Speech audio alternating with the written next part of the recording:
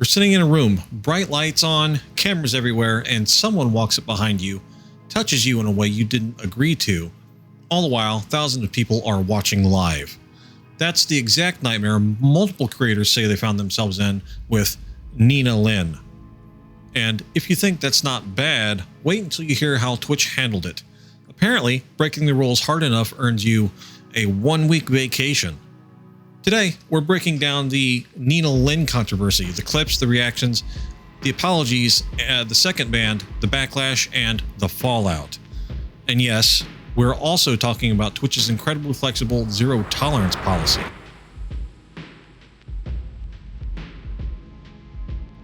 Hit like, subscribe, turn on notifications, that way you don't miss out on any of the other uploads.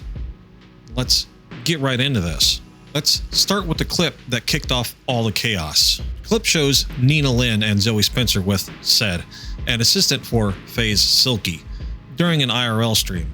Said is clearly uncomfortable, trying to step back and verbally saying stop, while Nina and Zoe continue to twerk on him and pin him.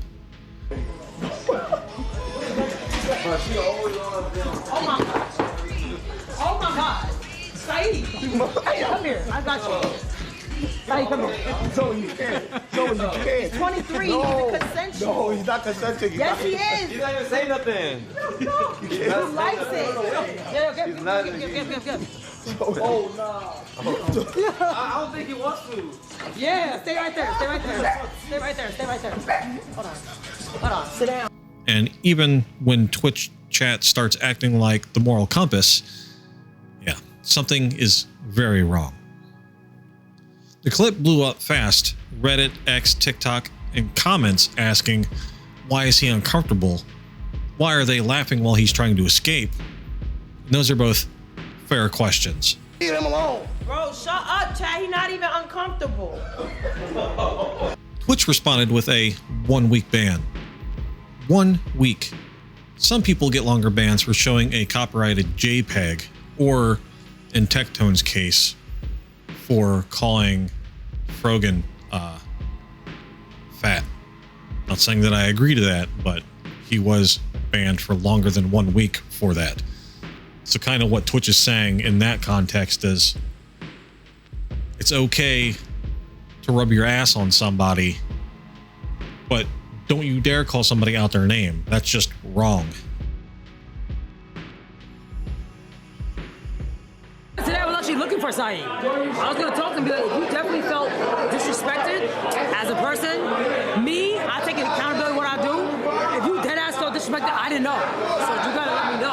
If you did, I will always apologize. I mean, that's just normal people. But for him to walk around and say all that crazy shit, you never think about what Said's thinking too, though. Like, who wants to walk around being called that? That's embarrassing for him as a guy. Then the second clip emerged. This one involved DisguisedToast. During a massage segment, Toast was face down when Nina walked in, pushed aside the masseuse, and grabbed him. He stayed still, uncomfortable, and didn't escalate because cameras were on and thousands were watching.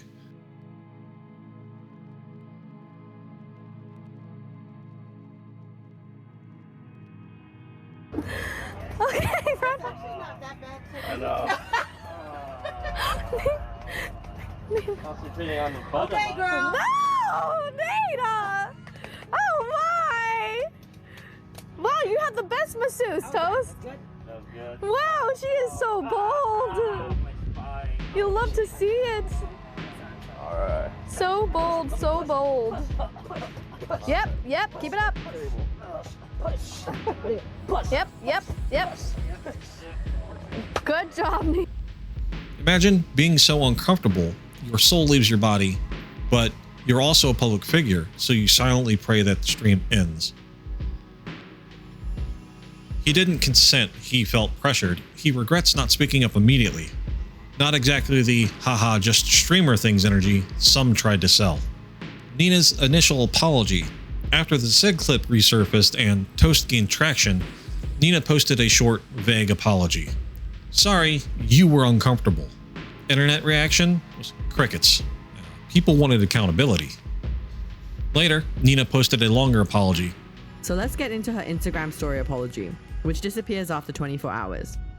If she was sincere, She would have easily made it into a post that would stay up indefinitely and her words could be taken more seriously. We're not going to read the whole statement together because it's insufferable in my opinion. We're just going to go over key points, but I'll put it on screen so you can read it if you want to. Nina writes, I want to start off by saying my actions and words are inexcusable and I am in no way defending them. I will not deflect from my wrongdoings, but I will speak on my truth, as there have been many clips circulating and spreading false and skewed narratives. Off the bat, I'm already skeptical.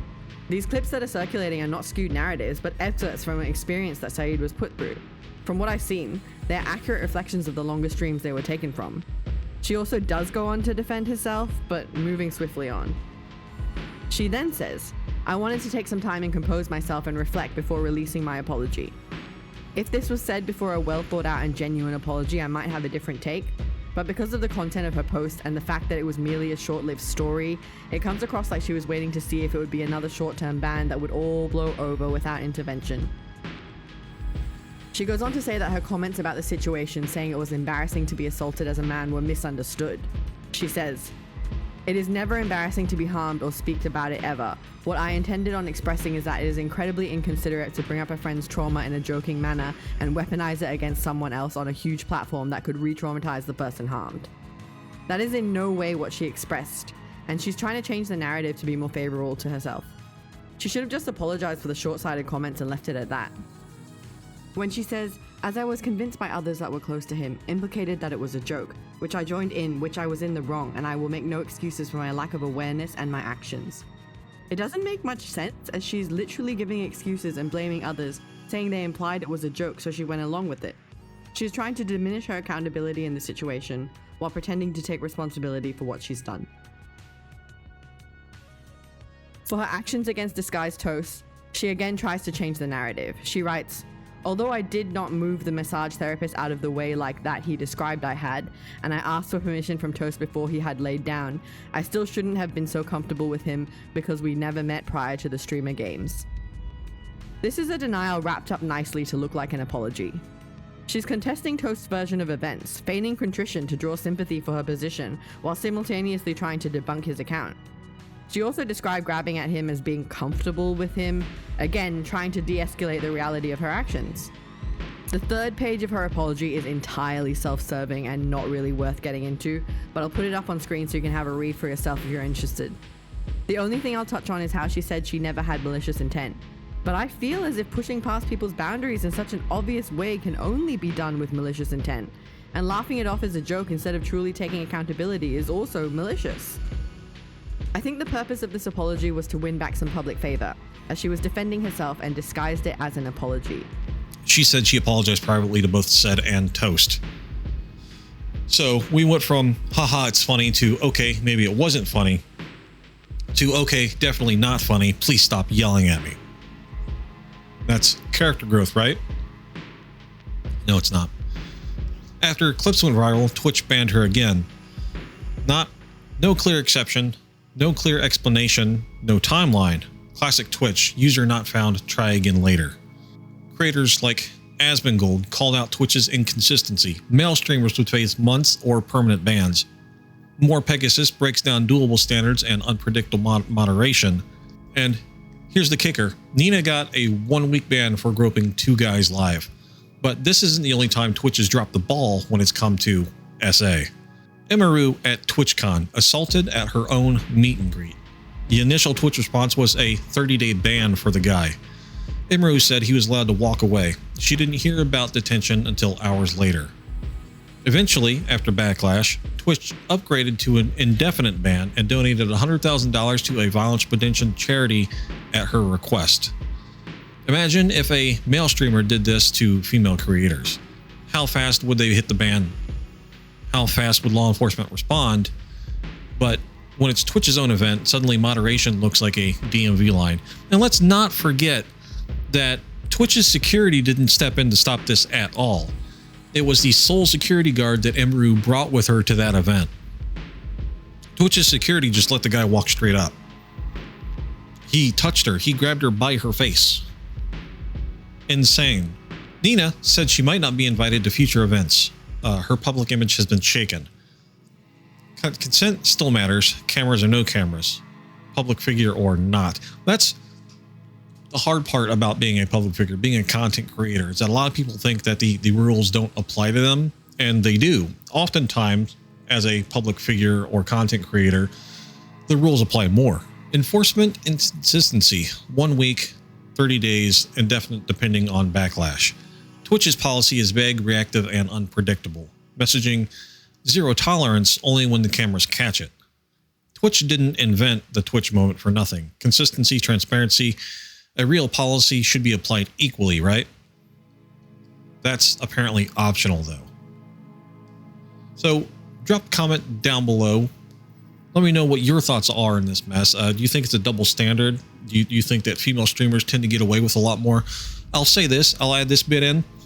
Nadia, a few years ago, she's like, used to call herself like the most toxic Warzone player. She got big playing Call of Duty. She was also accused of cheating there for a lot, but she got into an argument with somebody on a stream, and he donated like $1 just to say something to her. So she took all the PayPal information that had like his name, his address, and stuff like that, and she doxed the guy. And she got off super easy. She got like banned kind of quickly, but she got let off the hook super easily. If you guys want, we can do a breakdown on that as well, but that's it for today. Let me know down below what your thoughts are on the Twitch inconsistency. Let me know what your thoughts are on the whole Nina Lynn situation. Do you think that she deserves to be banned for longer? Or do you think that she's okay with a week for roping 2 guys live on stream? Let me know down below. Hit the like, subscribe. If you want to support the channel, check out the merch bar down below.